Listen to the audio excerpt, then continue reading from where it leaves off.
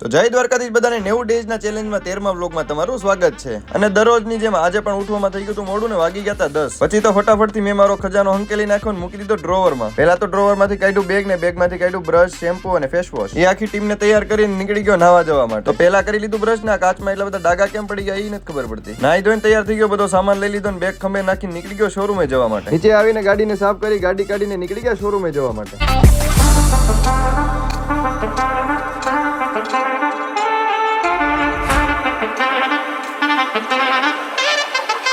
તો પહોંચી ગયા આપણા શોરૂમે કલ્ચર ક્લોથિંગ અને વારાફરતી બે શટર ખોલી નાખ્યા. પહેલા તો ડોર ખોલ્યો, પછી બહારનું બોર્ડ કાઢ્યો અને કરી દીધી લાઇટ ઓન. અને મને એ નથી ખબર પડતી કે હું આ ડેઈલી કાઉન્ટર સાફ કરું છું પણ એટલી બધી ધૂળ ક્યાંથી આવે છે. પછી તો આખી દુકાનની સાફ સફાઈ પતાવીને ભગવાનને કરી નાખી દીવાબત્તી. પછી જે થોડું ઘણું હિસાબ કિતાબનું કામ હતું એ પતાવ્યું, થોડું ઘણું કેશ હતું એ ડિપોઝિટ કરવાનું હતું બેંકે, એટલા માટે ગાડી કાઢીને નીકળી ગયો બેંકે જવા માટે. પહોંચી ગયો આઈડીએફસી બેંકે અને થોડું ઘણું કેશ હતું એ જમા કરાવ્યું ને બેંકનું થોડું ઘણું કામ હતું એ પતાવ્યું. 12 વાગે ગયો તો 1:30 વાગે પાછો પહોંચી ગયો શોરૂમે. અને આજે બપોરે જમવાનું મન નહોતું એટલે શેવડીનો રસ લઈ આવ્યો અને એક ગ્લાસ ઠપકારી ગયો. અને આજનો વ્લોગ જો તમને ગમ્યો હોય તો વિડીયોને લાઈક, શેર, ફોલો કરી દેજો. હું મળું તમને બીજા વ્લોગમાં. જય દ્વારકાધીશ અને બાય બાય.